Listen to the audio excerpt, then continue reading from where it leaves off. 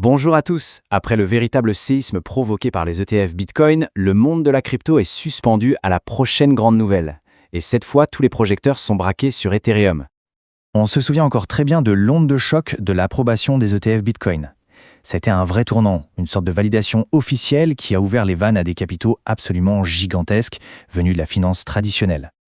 Eh bien, il semblerait qu'on soit à la veille d'un événement similaire. Le numéro 2 du marché, Ethereum, est maintenant au centre de toutes les attentions et tout porte à croire qu'un changement tout aussi majeur est en train de se préparer. Allez, on plonge dans le vif du sujet. Qu'est-ce qui se passe exactement ? Eh bien, en ce moment même, les régulateurs financiers, que ce soit aux États-Unis ou en Europe, sont en train d'évaluer la possibilité d'approuver des ETF, mais cette fois-ci pour Ethereum. Et ce qui est fou, c'est que l'effet est déjà là, sans même qu'une décision ait été prise. La simple anticipation, la rumeur de cette approbation a suffi à faire grimper le prix de l'ETH et à lancer une véritable réaction en chaîne sur l'ensemble du marché. Mais alors, pourquoi est-ce que c'est si important ? Qu'est-ce qui fait qu'un ETF Ethereum pourrait carrément redéfinir tout l'équilibre de l'écosystème crypto ? C'est vraiment le point central qu'on va décortiquer maintenant. Pour faire simple, de quoi on parle ? Un ETF Ethereum, c'est un produit financier qui permet de s'exposer à la performance de l'Ether, la crypto d'Ethereum, mais sans avoir besoin d'en acheter et de le stocker soi-même. C'est une passerelle, un pont direct entre la bourse classique et le monde de la crypto. Alors, pourquoi ça change tout ? Il y a 3 raisons principales. 1. L'institutionnalisation. La porte s'ouvre en grand pour les gros poissons de la finance. 2. L'afflux de capitaux. On parle potentiellement de milliards et de milliards d'euros qui pourraient déferler sur Ethereum. Et 3, et c'est peut-être le plus important, la légitimité. Ça ancre l'idée que les cryptos ne sont plus un Far West, mais une classe d'actifs sérieuse.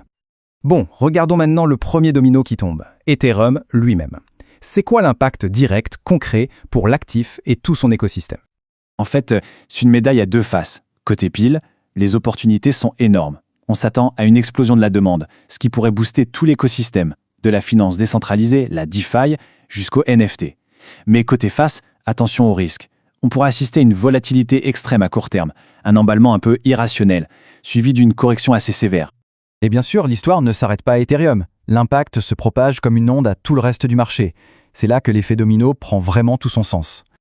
Alors, comment ça se passe ? La réaction en chaîne démarre avec Ethereum, où la demande des institutionnels explose. Puis, cet intérêt déborde sur les autres gros projets, les altcoins comme Solana, Avalanche ou Cardano.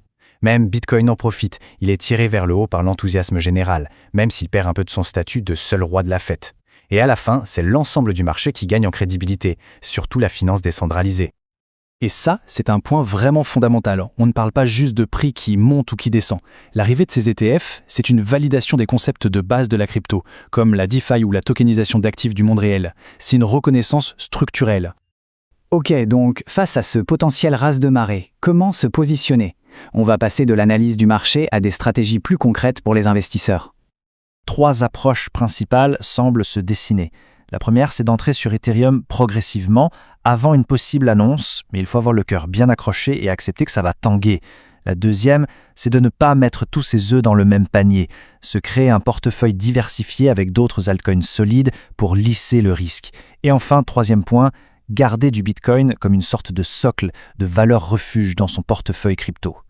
En résumé, l'idée générale, c'est ça. On est face à une opportunité qui pourrait être vraiment unique, mais qu'il faut aborder avec beaucoup de discipline et de prudence. Il s'agit de ne pas se laisser emporter par l'euphorie, mais de naviguer intelligemment. Et on termine donc avec cette question qui résume finalement tout l'enjeu. Est-ce qu'on est juste en train de parler d'une hausse des prix ou est-ce qu'Ethereum est sur le point de vraiment redistribuer les cartes et de changer l'équilibre du pouvoir dans le monde de la crypto ? La réponse, on l'aura dans les mois qui viennent.